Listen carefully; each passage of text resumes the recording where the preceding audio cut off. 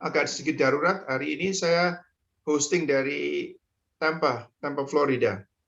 Oh ya, jauh. Ya, ini dari Tampa, Florida. Jadi tadi pagi terbang dari Houston ke Tampa. Jadi sekarang saya malam ini tidur di tempatnya Dr. Peter itu, kakak kami. Okay. Ya. Oke, silakan Pak Yusak. Apa adik-adik mau berdoa dulu? Oke, mari kita bersatu dalam doa. Tuhan Yesus, kami datang kepadamu Tuhan, pada pagi hari ini Tuhan, kami ucap syukur untuk kebaikan-Mu, untuk kasih setia-Mu yang Kau berikan atas setiap kehidupan kami ya Tuhan. Kembali di pagi hari ini Tuhan, kami akan memulai setiap pelajaran kami ya Tuhan. Biarlah Engkau selalu menyertai setiap kami yang di tempat ini ya Tuhan. Kau memberkati hamba-Mu yang akan menyampaikan setiap pelajaran yang akan disampaikan oleh hamba-Mu ya Tuhan. Engkau memberkati setiap jaringan-jaringan komputer yang kami pakai ya Tuhan. Biarlah semuanya bisa berjalan dengan baik ya Tuhan. Sampai pelajaran kami selesai ya Tuhan. Terima kasih Bapa, kami menyerahkan setiap pelajaran kami pada pagi hari ini hanya ke dalam tangan-Mu. Hanya di dalam nama Tuhan Yesus, haleluya, amin. Amin. Haleluya semuanya. Selamat pagi. Bless you all. Pak Yonatan, salam sehat. Salam sehat, God bless semuanya. Haleluya. Saya mau katakan saya ini beruntung sekali dari perjalanan hidup kerohanian saya, sehingga saya mengalami yang namanya keseimbangan teologi. Karena saya dari kecil saya GKI. Ya, Protestan, totok istilahnya ya. Yeah. Jadi sudah dibaptis, ya kan? Dewasa ikut katekesasi, lalu dibaptis CD. Ya, kalau GKI kan baptis CD. Yeah, yeah. Tidak ada di Alkitab itu. Karena kan GKI itu. Terus habis itu saya mahasiswa masuk GMKI. GMKI itu Gerakan Mahasiswa Kristen Indonesia. Di situ ketemu sama istrinya ya, Pak Yusak. Tulang rusuk saya di situ saya ketemu. GMKI ini kalau boleh bilang alirannya Protestan full. Ya, orang karismatik tertarik masuk GMKI. Ya, setelah itu saya kerja mulai mencari nafkah, mengejar karir, mencari uang dan mengejar uang sekencang-kencangnya 20 tahun di GKI Senayan. Sebelumnya di GKI saya itu ketua komisi pemuda. Ya. Terus saya setelah bekerja 20 tahun mengejar karir dan uang, itu praktis saya tidak masuk gereja sama sekali. Gereja saya tinggalkan sama sekali. Dan seperti saudara ketahui, orang Kristen GKI ya nggak lahir baru lah ya, nggak pernah lahir baru, tidak diajarkan lahir baru memang, berarti Roh Kudus, ya kan. Terus 20 tahun kemudian karena doa mami saya, 20 tahun dia berdoa terus menerus, akhirnya saya lahir baru. Namanya saya tahun 66 itu pertama kali menerima lawatan gerakan karismatik di Indonesia, di Surabaya khususnya ya, karena di Indonesia itu masuk tahun 65, dimotori dimulai oleh Meltari dari NTT. Iya, iya. Itu saya tahu tuh Pak. Ya. Saya tahu Pak Yusak karena kami dibaptis dalam Roh Kudus itu tahun 1964. Waduh. Jadi itu pada saat itu kami mendengar mengenai Meltari, mengenai Like a Mighty Wind itu bukunya, lalu di Soe ya. Kan mulainya kan. Berjalan di atas air segala itu ceritanya. Iya, betul. Ya, dahsyatnya fenomena karismatik muncul tahun 66 masuk Jawa Timur, itu masuk Malang dulu. Yang kena pertama kali itu istilahnya pendeta GKI. Ya, waktu boy-boy berbahasa roh. Dan terus siapa itu waktu itu pendetanya? Waduh, lupa saya. Apa itu pendeta itu masih omnya tante istri saya itu. Huan Teng Kiong. Oh iya tahu saya pernah dengar itu. Huan Teng Kiong itu tokoh karismatik yang pertama di Jawa Timur, lalu Pak Tanu Tama yang ada omnya Alex Abraham, pendiri Bethany itu. Benyamin Tanutama itu saya kenal cukup baik tuh. Pernah Oke. melayani sama-sama di Madura. Oke, terus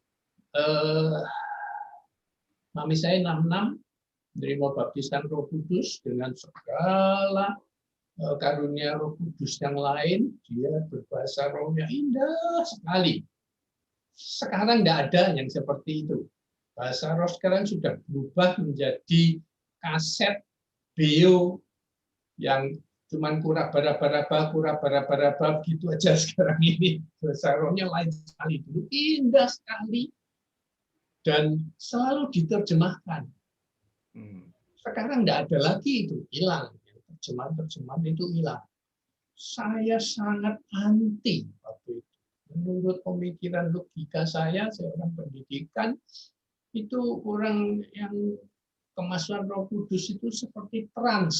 Kalau saya bilang seperti orang trans. Orang nggak sadar. Wah, luar biasa lah. Nangis-nangis, kumbelen sampai tidak ada karuan lah istilahnya menurut saya sih. Jelek sekali gitu ya.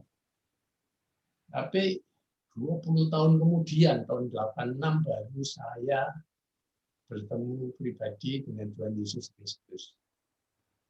Dalam satu ketika saya waktu itu sedang dalam perjalanan bisnis ke Filipina, saya ada di kota Manila waktu itu, dan mengalami jumpaan spiritual dengan Tuhan Yesus seperti Paulus itu. Langsung saya bergabung pelayanan di Full Gospel Businessman Fellowship yang karismatiknya totok banget, gitu ya. Yang jadi anggota gospel itu satu harus pria, nggak boleh perempuan, nggak boleh sama sekali, harus laki, businessman, ya laki, businessman, terus harus berbahasa roh, karena doktrinnya waktu itu orang yang tidak berbahasa roh tidak masuk surga. Doktrinnya waktu itu gawat sekali, karismatiknya kental sekali. Ngomong karismatik itu adalah perjalanan lanjutan dari Pentakosta, ya, Pantai Kosta, Indonesia bilang Pantai Kosta, salah kaprah, ya mestinya Pentakosta. Itu kalau Pentakosta nggak tahu, gawatnya itu dulu buat ledekan sama orang-orang Protestan gitu ya. Mau nyanyi kok nangis gitu ya, sembahyang kok nangis, aneh sekali pada waktu itu. Tapi setelah karismatik lebih gila lagi, dan cuma nangis-nangis, lebih gila lagi, lebih ekstrem lagi. Jadi kemudian saya memutuskan keluar dari GKI, saya pindah ke CWS. CWS itu Charismatic Service, Worship Service. Ya.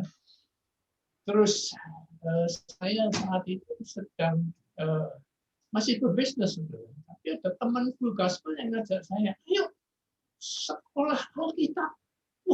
Saya sudah umur 40, saudara. Jangan ini saya bertobat umur 40, terlambat sekali. Ya, berbahagialah Anda yang sudah lahir baru umur 20-an, karena perjalanan rohani Anda akan panjang. Waktu Tuhan untuk pakai engkau lebar sekali. Saya terlambat, jadi saya diseret sepertinya oleh Tuhan untuk mempercepat segala ketertinggalan saya. Saya masuk sekolah kita, mestinya 4 tahun kan, saya selesaikan dalam 6 bulan. Waduh. Intensif sekali, 6 bulan. Waduh.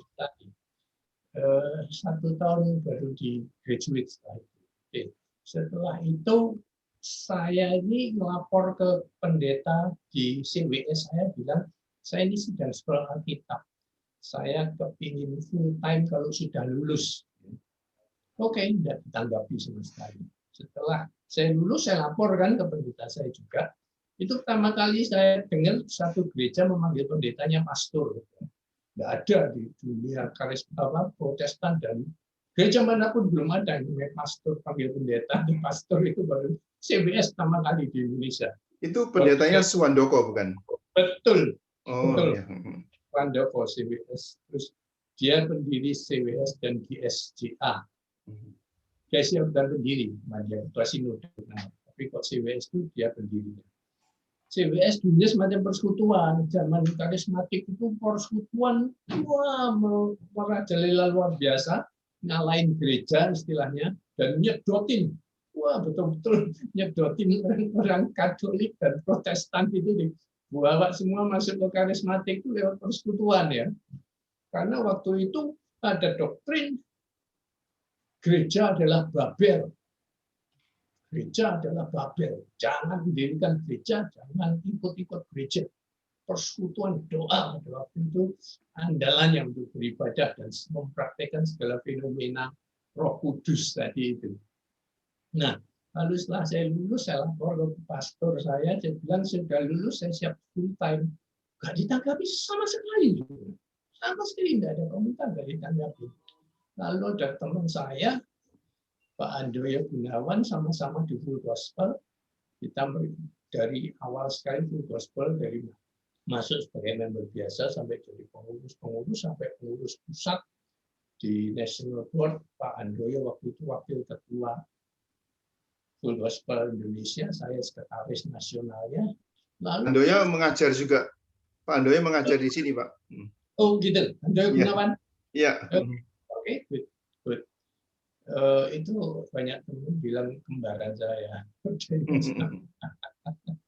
Terus dia bawa saya ke Gizi.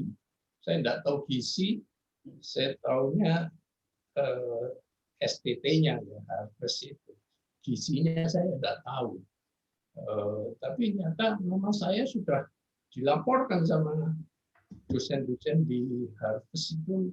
Wah, ini ada orang luar biasa sekali. Terus saya studi 6 bulan. Saya dipanggil, saya di Bapak Andoyo, kenal dengan Pendeta Jenny Untoro. Jenny Untoro,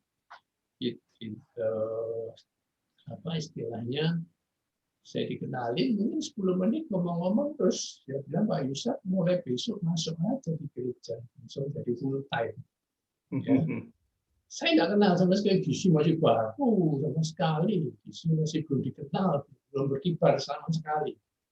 Tahun sekian, Harvest-nya juga belum diakui sama sekali, masih rintisan. Saya nggak kenal sama sekali. Gizi nggak tahu, Jenny Untoro juga saya nggak tahu, dia banyak di luar.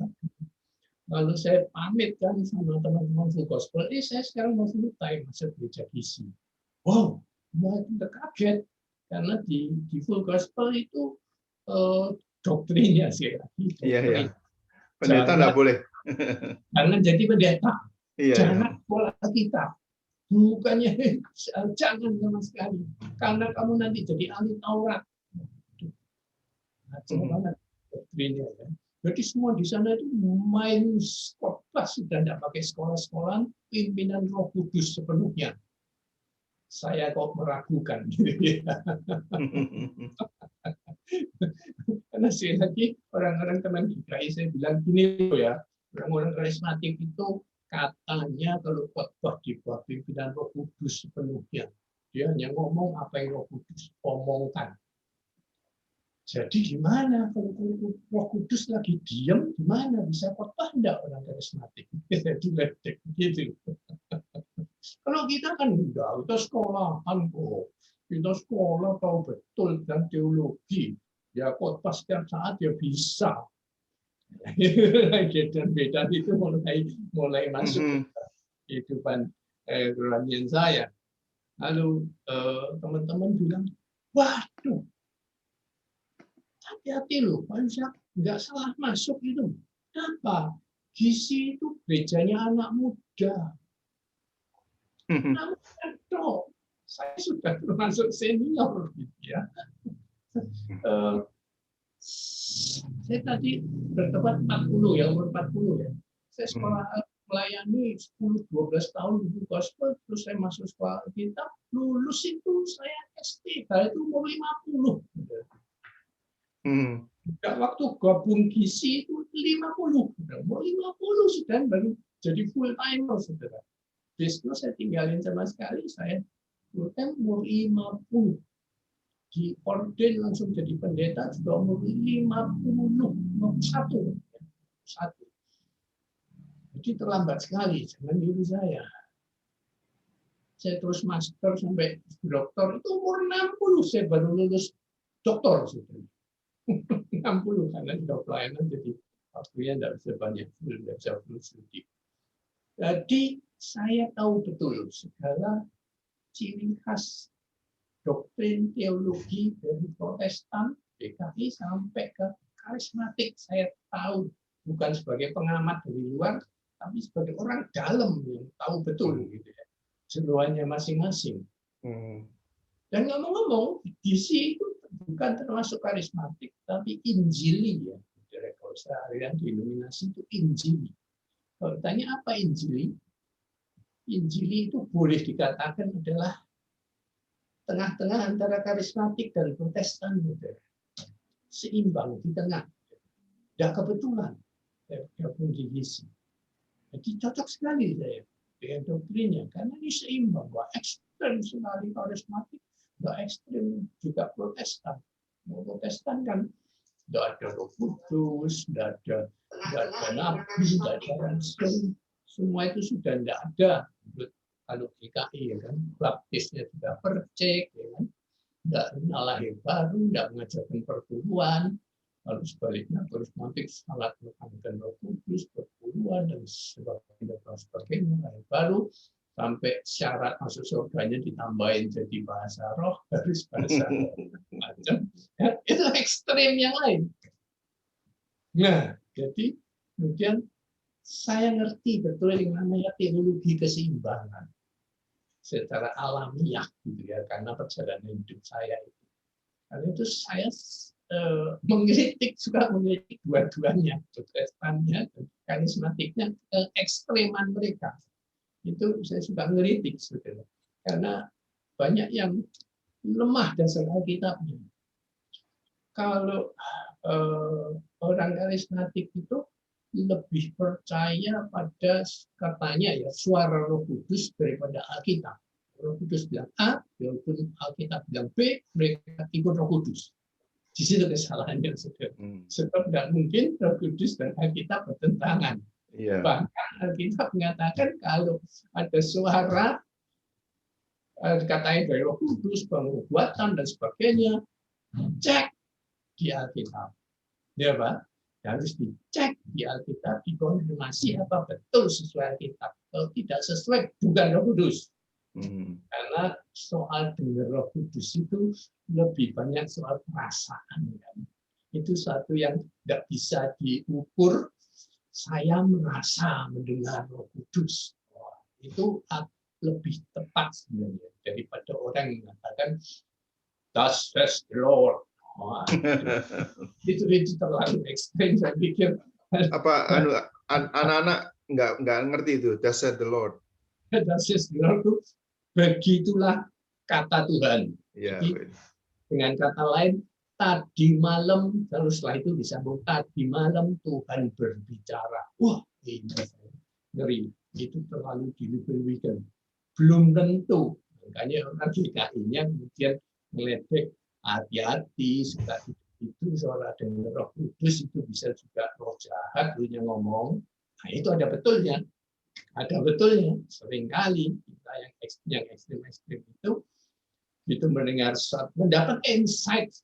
Insight itu kata yang tepat, mendapat kesan, ya, mendapat kesan, mendapat satu pewahyuan atau tiba-tiba celing gitu loh, ting gitu ya. Itu normal alamiah. Orang dapat ide, Thomas Alva Edison juga celing begitu, dapat ide. Isaac Newton juga begitu, celing dapat ide, apel jatuh dan sebagainya gitu-gitu. Itu alamiah. Dan jangan terus ya sehingga itu suara Roh Kudus spiritual sekali, tidak biasa saja itu. Dan Roh Kudus memang berbicara secara seperti itu. Orang karismatik mau lebih-lebihkan, bahasa saya mereka terlalu ngeroh istilahnya, terlalu ngeroh, terlalu ngeflow, istilah yang lain terlalu ngeflow ya, sudah ngerti semua ya. Ngerti. Sedangkan GKI itu rasional, logika 100%, ya, logika manusia 100%. Ini yang saya sebut tadi, saya ajarkan kepada saudara selama ini, logika teologis yang kita harus temukan. Ya, bukan logika manusia, bukan teologi tadi yang roh dan roh flow, tetapi logika teologis. Karena Alkitab itu punya satu cara berpikir tertentu, punya nalar tertentu yang berbeda dengan nalar biasanya. Ada orang mengatakan kalau orang make sense itu artinya rasional, ya, rasional. Orang berpendidikan memakai rasionya, bukan emosinya. Tetapi mereka bilang orang beragama itu irasional semua, tidak memakai rasionalnya, rasionya. Saya bilang tidak betul juga, tidak betul juga. Teologi keseimbangannya mengatakan kita itu bukan irasional, tapi suprarasional. Suprarasional, ya. Tengah-tengah lagi antara irasional dan rasionalnya dunia. Irasionalnya dunia dan rasionalnya dunia itu kita punya suprarasional. Karena itu kita percaya pada fenomena supranatural, ya kan?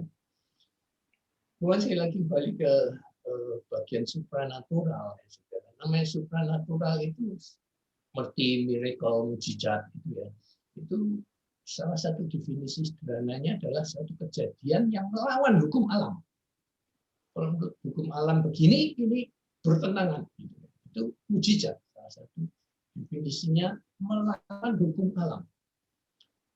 Dan hukum alam itu siapa yang menciptakan? Hukum alam yang menciptakan juga Tuhan. Tuhan juga. Jadi orang karismatik suka sekali mendesak-desak, memaksa Tuhan untuk melakukan miracles terlalu sering. Bahkan dulu doktrinnya di full gospel itu, anak Tuhan setiap hari harus mengalami mujizat. Setiap hari harus mengalami mujizat. Setiap hari harus mengalami mujizat itu berarti bukan mujizat. Kejadian sehari-hari. Mujizat itu karena melawan alam jarang terjadi. Karena Tuhan tidak senang sering-sering melanggar hukum yang dia buat sendiri. Itu alasannya. Jadi, tapi orang karismatik harus terjadi mujizat setiap hari. Lalu lantas ya di ekstrem-ekstremkan tadi itu. Kalau bangun pagi masih bernafas itu mujizat. Ya tidak lah, itu bukan mujizat. Malah biasa. Ini untuk mendefend bahwa setiap hari kita harus mengalami mujizat. Padahal tidak, itu tidak terjadi. Kalau saya boleh bilang secara ekstrim sekali ya, mujizat itu seperti lotre. Lotre. Orang dapat lotre jarang nggak? Sukar sekali dan jarang sekali. Nah, biasanya 1 juta nomor diundi cuma 1 pemenangnya. 1 dari 1 juta. Tapi apakah lotre itu bohongan? Nah, lotre tidak bohongan. Lotre itu yang resmi ya, legit itu. Lotre tidak bohong sama sekali. Jadi lotre itu memang benar ada. Tapi secara apa? Rasional ini jangan terlalu mengharap dapat lotre itu. Saya tanya semua di ruangan ini pernah ada yang dapat lotre atau undian semacam itu? Enggak pernah, Pak. Tidak ada. Orang ngalamin itu hampir tidak ada. Kan itu memang lagi nggak bertanya sekarang. Mujizat itu sekarang lebih jarang terjadi.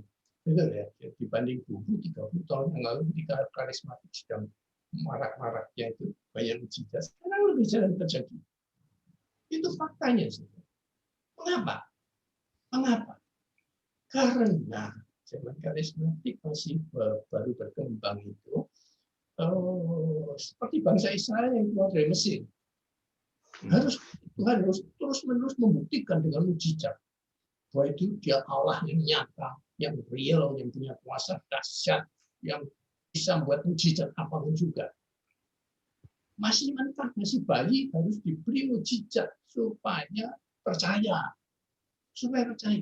Tapi kalau sudah percaya, saudara dan saya sekarang saya sudah cukup dewasa untuk percaya Tuhan Yesus sesungguhnya dengan atau tanpa mujizat. Ya kan? Kalau tidak ada mujizat, apa sudah kehilangan iman sudah pada Tuhan Yesus? Enggak. Kalau engkau sedang sakit, engkau sedang bangkrut, sedang banyak utang, tidak punya kerjaan, apakah engkau kehilangan iman pada Tuhan Yesus? Karena engkau berdoa terus tidak ada mujizat terjadi. Enggak kan? Apakah engkau tetap mengasihi Tuhan Yesus ketika engkau diberkati dan tidak diberkati?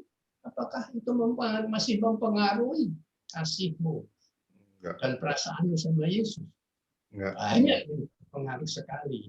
Tapi itu yang salah berarti kan. Harusnya tidak ada hubungan. Mau ada berkat, tidak ada berkat, ada mujizat atau tidak ada mujizat. Iman kita, ya itulah. Sudah kita percaya Yesus sudah juru selamat saya, ngampuni semua dosa saya, selesai. Ya kan? Jadi tidak boleh iman dipertaruhkan atau dicantolkan pada pengalaman pribadi kita.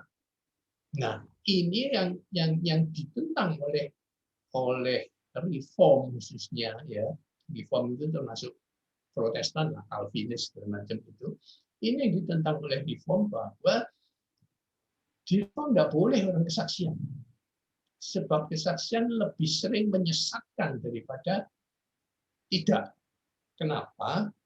Karena kesaksian dianggap kemudian dijadikan doktrin oleh pendengar. Itu salah. Kesaksian pribadi adalah pengalaman pribadi yang tidak harus berlaku pada semua orang, harus begitu. Kalau dia mengalami itu, aku juga harus bisa mengalami itu. Kalau dia mengalami itu karena dia melakukan ini, dia. Biasanya saksian kan selalu cerita, saya bangkrut dan sebagainya, lalu saya tetap bayar perpuluhan, maka kemudian Tuhan tolong saya. Ya, ada semacam itu dorongannya. Jadi itu kemudian jadi doktrin. Perpuluhan dianggap sebagai obat, solusi untuk mengatasi masalah keuangan. Jadi kita seperti investasi. Kalau mau dapat uang banyak, investasi. Berani kasih perpuluhan dulu. Nanti ada return of investment. Ya kan? Waduh, Tuhan dijadikan tempat investasi. Itu jadi doktrin seperti itu. Walaupun kalau pribadi orang Kristen memang demikian. Itu salahnya. Testimoni tidak bisa dijadikan doktrin. Nah, ini sekarang yang terjadi sedang ramai di medsos tentang vaksin Nusantara. Vaksin Nusantara itu adalah masalahnya ya seperti itu. Banyak testimoni orang yang sudah divaksin Nusantara itu sembuh. Loh, itu sama sekali secara ilmiah tidak dapat diterima. Kesaksian 1-2 orang itu tidak bisa. Ilmu pengetahuan harus dibuktikan dengan clinical trial, massal sekali yang punya protokol yang ketat sekali dan sebagainya. Nah, di medsos keluarga saya baru-baru ini ada omongan-omongan, makan nasi jangan terus dipanasi. Nasi dipanasi terus, kita selalu biasa ingin makan nasi panas, dipanasi berulang-ulang itu menyebabkan kanker dan sebagainya. Beritanya lah. Saya tidak tahu hoax atau tidak hoax. Lantas ada yang anggota WA grup saya yang kemudian memberi kesaksian begini. Saya punya engkong datang dari Cina. Dia setiap hari makan nasi, opor dipanasi, selalu panas dia di dalam. Sampai dia 60-70 tahun mati, tidak pernah kena kanker. Jadi salah itu pasti. Ini salah, saudara. Sekian satu orang mematahkan sesuatu yang sudah dibuktikan secara ilmiah atau tidak tahu, itu tidak bisa. Pembelaan seperti itu tidak bisa.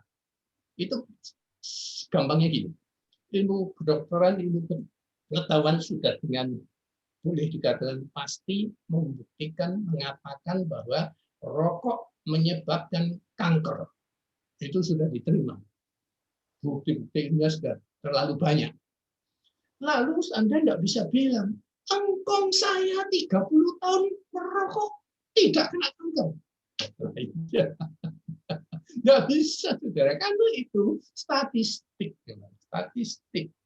Pengetahuan itu berdasarkan statistik. Statistik itu jumlah besar sekali.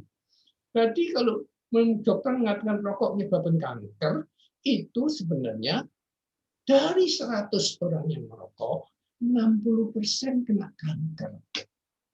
Yang 40 ya enggak kena memang. Kalau engkau kena yang 40% ya enggak kena, itu wajar sekali. Tapi itu tidak membatalkan bahwa rokok berbahaya dan sangat bisa menyebabkan kanker. Itu loh saudara. Yang membuat kesaksian itu testimoni atau pengalaman pribadi seseorang jangan dijadikan doktrin. Di sini poinnya saudara. Nah, oke. Jadi begitulah sudah panjang lebar saya menceritakan riwayat hidup saya. Jadi yang saya mau ajarkan kepada saudara, ayo dalam penafsiran khususnya Alkitab, belajar yang seimbang. Jangan hanya comot satu ayat dan menekankan terus di situ. Lalu menjadi doktrin. Padahal di Alkitab itu ada selalu ayat lain yang memberikan keseimbangan, saudara. Ya, keseimbangan. Kan teologi kemakmuran itu terlalu menekankan bahwa ikut Tuhan itu cuma enak toh, sukses, kaya, sembuh, mujizat, segala macam begitu, saudara. Yang enak saja. Apakah itu salah? Tidak salah. Ayat penduduknya sangat banyak, benar sekali, tetapi tidak seimbang. Karena ikut Yesus itu juga memikul salib. Tidak hanya enak saja. Bahkan setelah saya pelayanan sekian puluh tahun, saudara, saya lebih mengatakan lebih berat pelayanan dari kerja di sekuler. Lebih banyak dukanya di pelayanan daripada di sekuler. Bukan lebih banyak sukanya. Ya. Sebab misalnya contoh yang gampang, kalau di sekuler saya jadi pimpinan, kalau ada anak buah yang nggak kena, nggak kerja, nggak perform, dan capek target, di outing keluar selesai. Tapi kalau ada jemaat di gereja yang ada aneh-aneh macam-macam, ya nggak bisa pecat, saudara. Terus dielus-elus terus sampai bertobat dan bertumbuh. Jadi tidak segampang di sekuler, saudara ya. Lebih bisa tegas dan sabar. Di pelayanan sedikit aja ngomong keras, ketus gitu ya gembalanya. Gembala kok tidak punya kasih. Waduh. Oke, kita lanjutkan ya. Kita belajar hermeneutika praktikal. Ya, karena anggota gereja itu kan nggak dibayar, Pak. Kalau pegawai kan dibayar, jadi sukarela. Dan saya pernah diancam hasil riset dulu. Di luar banyak gereja lain. Maksudnya pindah, dengan mudah pindah itu ngancem. Ngancem. Oke, kita sampai kepada cawan yang ketujuh. Ini akhir dari akhir zaman. Kemurkaan Allah dituangkan penuh. Ya. Gempa terdahsyat disertai hujan es terbesar. Semua pulau dan gunung hilang lenyap. Bayangkan, saudara. Dibayangkan susah sekali, apa yang terjadi dengan seperti ini. Kalau semua pulau dan gunung aja lenyap. Wow, karena gempa dan hujan es terbesar, semuanya terdahsyat, terbesar, semua ditumpahkan. Sekali lagi, cawan murka Allah ini jelas ditujukan pada musuh-musuh Allah, bukan kepada kita. Karena itu timbullah teori, spekulasi teologis yang mengatakan bahwa kita akan dirapture sebelum masa kesusahan ini. Kita jawab ini bukan ditujukan pada kita. Secara logika benar. Tapi juga ada yang mengatakan bahwa kita masih ada di bumi pada saat itu kita tidak dirapture atau belum dirapture. Ini yang nanti kita belajar yang post-trib. Karena kita disembunyikan, dilindungi Tuhan di suatu tempat di padang gurun dikatakan. Istilah itu mengingatkan kita pada pemeliharaan Tuhan pada bangsa Israel ketika mereka mau masuk tanah janjian, diberi makan, diberi segala macam kebutuhan mereka, sehingga mereka dapat hidup dengan baik, bukan cuma survive selama 40 tahun di padang gurun. Nah, itu nanti kita bicarakan setelah ini. Tapi betul ini memang kemurkaan Allah yang terdahsyat yang ditumpahkan kepada antikris khususnya dan semua pengikutnya. Yaitu orang-orang yang punya tanda 666, dan yang diluputkan adalah orang yang punya meterai Allah di dahinya juga. Masih ingat ya beberapa slide yang lalu, orang-orang pilihan Allah yang disembunyikan di padang gurun adalah yang punya meterai Allah. Jadi meterai Allah dan meterai 666 ini kebalikannya ya. Dua kubu yang berlawanan. Jadi ini gambarannya, Tuhan murka, benar-benar dunia sudah dihancurkan sama sekali. Itu kan benar-benar, kalau sebelumnya selalu hanya sepertiga yang mati, sepertiga yang kena, sepertiga, sekarang pulau, kalau pulau lenyap sampai gunung aja lenyap ya, sudah ada kehidupan di muka bumi ini. Oke. Dan malaikat yang ketujuh menumpahkan cawannya ke angkasa, dan dari dalam bait Allah kedengaran suara nyaring dari tahta itu, katanya sudah terlaksana. Ini saya menafsirkan seperti ketika Tuhan Yesus di atas kayu salib mengatakan sudah selesai, sudah genap, it is finished. Ya, ini terakhir, sudah selesai. Apa selesainya? Murka Allah. Akhir zaman sudah selesai. Dunia sudah selesai. Kita akan masuki zaman baru. Maka memancarlah kilat dan mendululah bunyi guruh, dan terjadilah gempa bumi yang dahsyat seperti belum pernah terjadi sejak manusia ada di atas bumi. Begitu hebatnya gempa bumi itu, lalu terbelahlah kota besar itu dan jadi 3 bagian, dan runtuhlah kota-kota bangsa-bangsa yang tidak mengenal Allah. Ini seperti ini digambarkan oleh artis impression ini namanya. Coba digambarkan keadaan seperti ini, kota metropolitan yang sangat maju, sangat mewah, sangat hebat itu buatan manusia. Semuanya seperti apa? Seperti mainan yang tenggelam dalam yang besar sekali. Ya, untuk begitu saja hancur, begitu saja remuk redam sama sekali, ini akan tenggelam semuanya, lenyap di dalam air laut. Maka teringatlah Allah akan Babel yang besar itu, untuk memberikan kepadanya cawan yang penuh dengan anggur kegeraman murkanya. Balik ke Babel, saudara. Perjalanan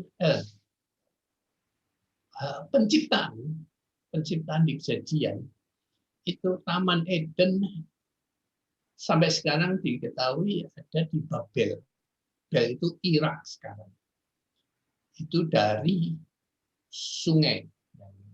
Dikatakan Taman Eden ada 4 sungai. Salah satunya Sungai Efrat itu terletak di Irak sekarang. Masih ada sungainya. Jadi permulaan dunia ini dimulai dari Babel dan diakhiri di Babel. Sudah tahu Babel ini satu tempat yang sangat signifikan. Nah, itu awal mula dari semua kejadian manusia pertama Adam berawal di Babel. Bahkan sampai dengan generasi Abraham, dia masih tinggal di Babel. Tetapi rasanya Tuhan sangat tidak suka dengan Babel. Mungkin spekulasi saya, karena Babel Taman Eden, arti Taman Eden, Tuhan taruh di Babel bukan kebetulan. Tetapi Taman Eden merupakan satu proyek kegagalannya Allah, kalau dikatakan demikian. Proyek kegagalannya Allah. Jangan tanya pertanyaan teologis terlalu dalam. Kenapa Allah bisa gagal? Ya, tapi kita terima saja.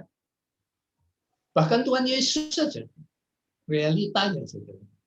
Dalam memilih 12 muridnya gagal, satu gagal.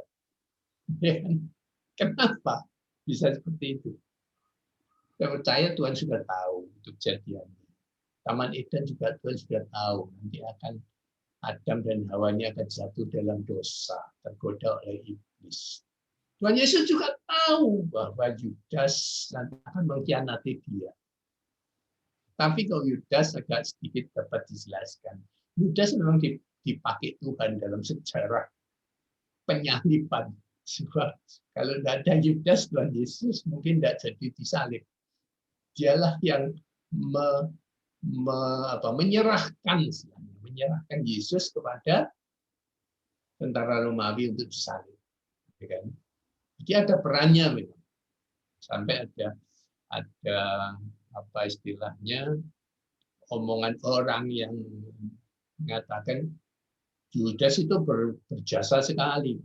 Kalau tidak ada Yudas, kalau Yudas tidak mengkhianati Tuhan Yesus, kita semua tidak selamat, saudara.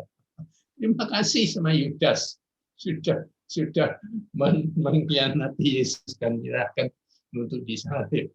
Semua itu predestinasi. Kita tidak bisa mengerti predestinasi Allah. Itu semua ada di dalam rancangan Allah.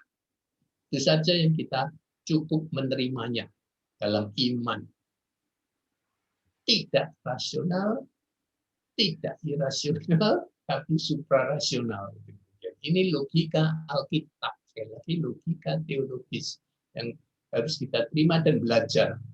Caranya kita berpikir itu seperti itu. Semua pulau hilang lenyap dan tidak ditemukan lagi gunung-gunung. Dan hujan es besar seberat 100 pon kira-kira 50 kilo ya. Kira-kira 50 kilo.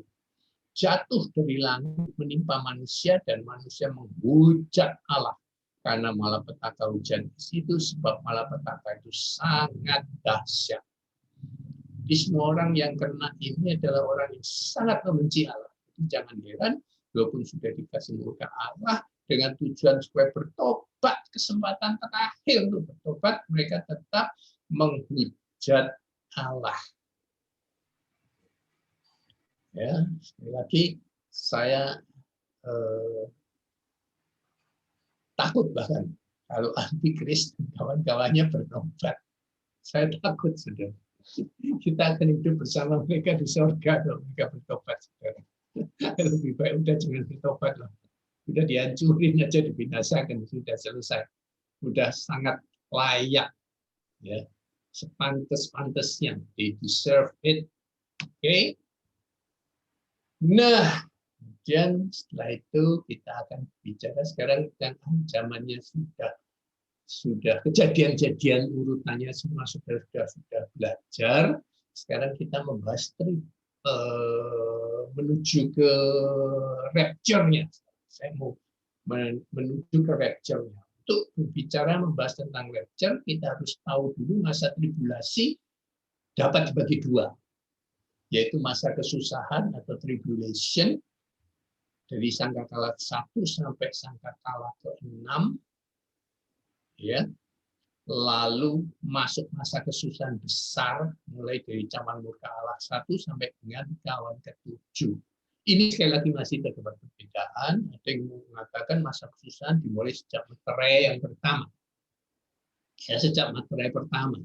Tetapi penafsiran ini saya dasarkan bahwa pada materai pertama itu baru muncul antikris yang pura-pura baik. Jadi masa itu masih aman dan baik-baik saja buat semua orang, termasuk orang Kristen. Ya, tetapi masuk di sangkakala itu antikris sudah tidak tahan untuk berpura-pura baik lagi dan dia mulai membuka kedoknya. mulai menjadi mulai menjadi jahatnya keluar, aslinya keluar, topengnya dicopot, dan dia mengklaim, memaklumkan, mendeklarasikan dirinya sebagai Allah. Ya, jadi pada masa Mettray itu antikris baik-baik, menyelesaikan semua masalah, pandemi diselesaikan, krisis ekonomi diselesaikan, lalu bahkan dia berteman, ayo teman dengan Israel, bangsa Israel, jabat tangan, membuat akta perdamaian, lalu dia membangun bait Allah yang ketiga yang sangat dirindukan oleh bangsa Israel sampai hari ini yang masih gagal. Ya kan? Bait Allah yang ketiga masih belum terwujud sampai hari ini. Karena apa? Karena di atasnya bait Allah yang mau didirikan itu ada masjid, yang jadi masalah ganjilan terbesar sampai saat ini. Nanti Antikris akan menyelesaikan itu. Bait Allah didirikan, dan dia mengumumkan di bait Allah, di mimbar bait Allah, bahwa sembahlah aku karena akulah Allah yang sejati. Kasihan sekali, nanti yang jadi korban pertama berarti orang Yahudi. Orang Yahudi, karena di bait Allah mereka akan tertipu atau disesatkan, tergantung apakah mereka menerima kemudian deklarasi antikris menjadi Allah. Mereka bisa saja menerima karena antikris sudah sangat berjasa pada bangsa Israel, mendirikan bait Allah itu menjadi dambaan kerinduan dan impian bangsa Yahudi ribuan tahun. Oke, jadi masa Mettray itu belum masuk masa susah, masuk masa sangkakala itu sudah termasuk masa mulai susah. Tapi masuk cawan murka Allah itu masa kesusahan besar yang dikatakan tidak pernah terjadi sebelumnya, dan tidak seorang pun yang bisa bertahan pada masa itu kecuali Tuhan singkat waktunya. Oke, jadi ini nanti menjadi dasar terjadinya perbedaan kapan itu rapture terjadi. Oke, ini sudah. Jadi pada pembukaan Mettray belum ada kesusahan yang berarti. Antikris baru muncul dan masih duduk manis dan damai. Peristiwa yang terjadi sudah pernah jadi sebelumnya, dan dalam skala global juga. Jadi Mettray itu pandemi muncul lagi dan sebagainya. Itu sudah kita alami. Sekarang ini kita sudah mengalami, saudara ya.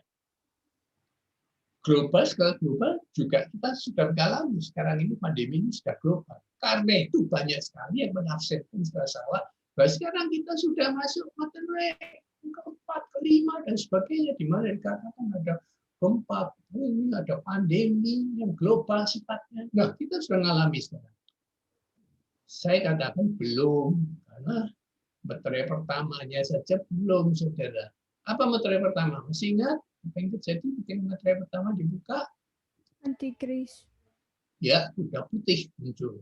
Antikris yang menyamar sebagai orang berpakaian putih-putih, serba putih, naik kuda putih, bawa busur panah. Dia memberikan image raja damai. Dia akan menjadi pendamai pada saat itu. Ya. Jadi kalau belum muncul tokoh yang seperti itu, ya belum, nggak bisa lompat sebelum Mettray pertama, kedua, ketiga, langsung Mettray kelima, ya nggak mungkin. Itu tidak logisnya di situ. Logika teologisnya tidak sampai. Baru-baru ini saya membaca ada hamba Tuhan yang mengatakan bahwa nanti nabi palsu itu bukan orang yang khotbah menyesatkan. Yang disebut nabi palsu nanti akhir zaman ya medsos. Itu akan menjadi nabi palsunya pada akhir zaman. Secara logika ada benarnya, saudara. medsos sudah sangat menyesatkan manusia. Survei beberapa tahun yang lalu, saya rasa sekarang sudah berkembang lebih buruk lagi, mengatakan bahwa 70% dari kita di medsos adalah hoax. Ya. Dan yang saya heran, dari hoax, semua hoax, 70% itu adalah hoax apa, saudara?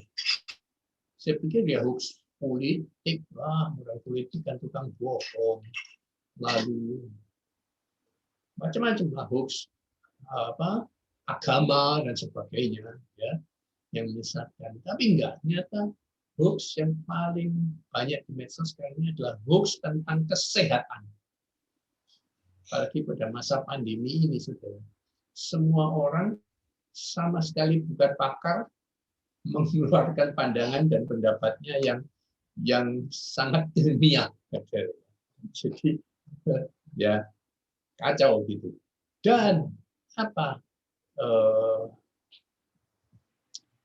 budaya kita sekarang, generasi sekarang dalam meresponi medsos, budayanya adalah jelas sekali. Apa saja ditelan bulat-bulat, dipercaya semuanya, dan langsung dilakukan. Maksud saya, begitu ada nasihat dari pakar yang bukan pakar, katakan supaya tidak kena COVID-19, sering banyak minum air. Langsung saya percaya dan saya lakukan. Benar nggak, saudara ya? Iya.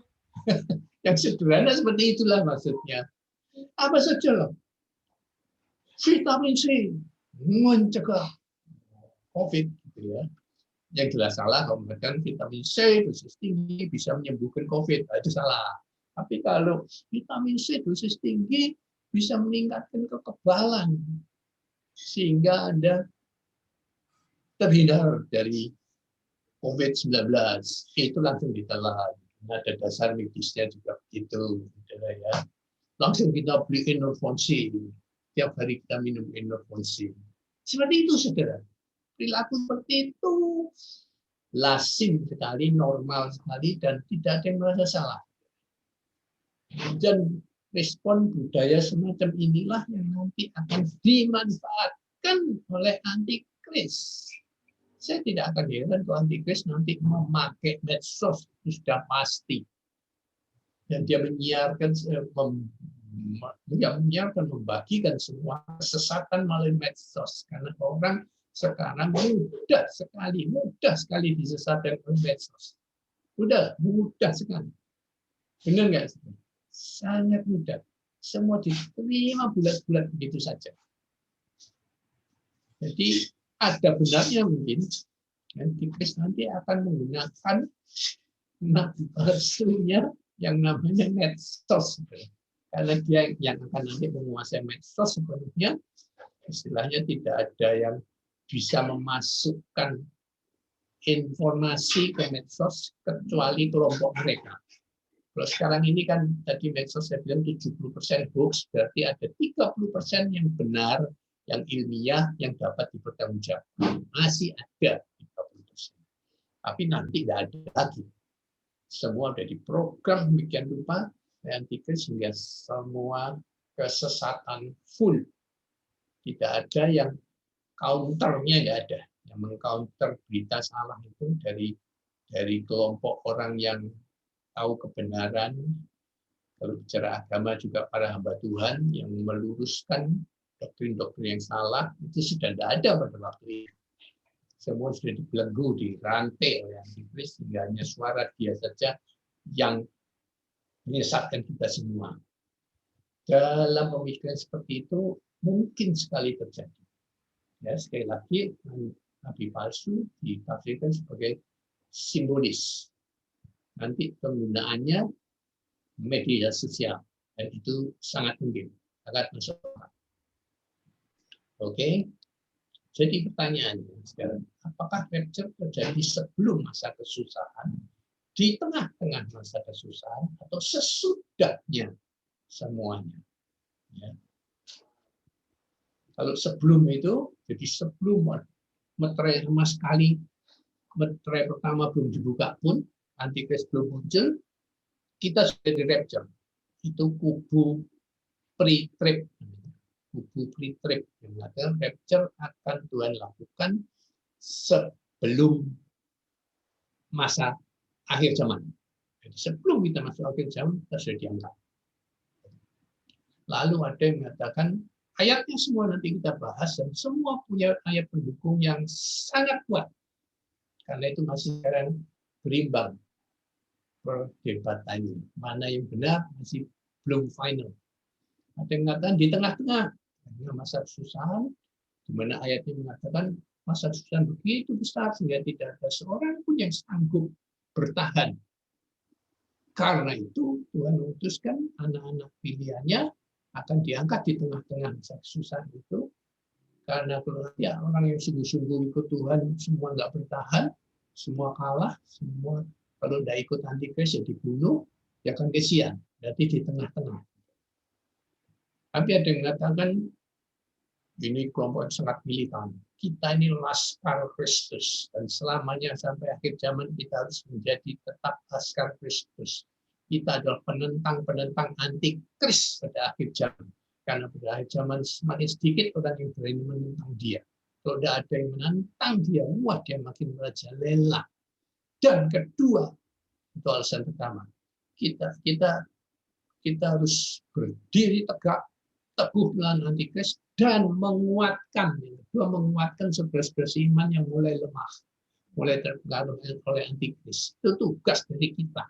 Laskar Kristus, saudara dan saya harus termasuk di situ. Ya, kalau kita nanti mengalami post-trib istilahnya.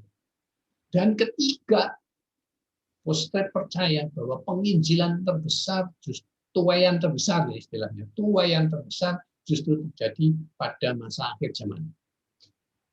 Itu lagi-lagi ada ayatnya semua. Ya, jadi kita harus masuk ke akhir zaman dan kita bergerilya di akhir zaman untuk menyelamatkan jiwa. Terus, oke, itu perdebatannya seru sekali. Nanti kita lanjutkan minggu depan. Tuhan Yesus berkati. Saya kembalikan ke Pak David. Haleluya. Terima kasih Pak Yusak. Terima kasih. Suara saya kedengaran di sana ya? Amin. Oh, Dengaran, Pak. kedengaran ya. Ya, terima kasih atas kesaksiannya dan mengingatkan kembali. Saya tuh pernah sekolah di satu universitas atau institut sama Pak Yusak. Kalau saya waktu itu bagian mesin, Pak Yusak bagian VPI ya, betul ya? Gimana Pak? Di unmute. Perkapalan saya. Oh, perkapalan. Ya. Oh, perkapalan, bukan anu ya. Ya. Jadi mengerti benar itu kemarin Nanggala 402 yang tenggelam itu hancur berkeping-keping itu Pak Yusak tahu ya? Udah lupa semua. Penulisnya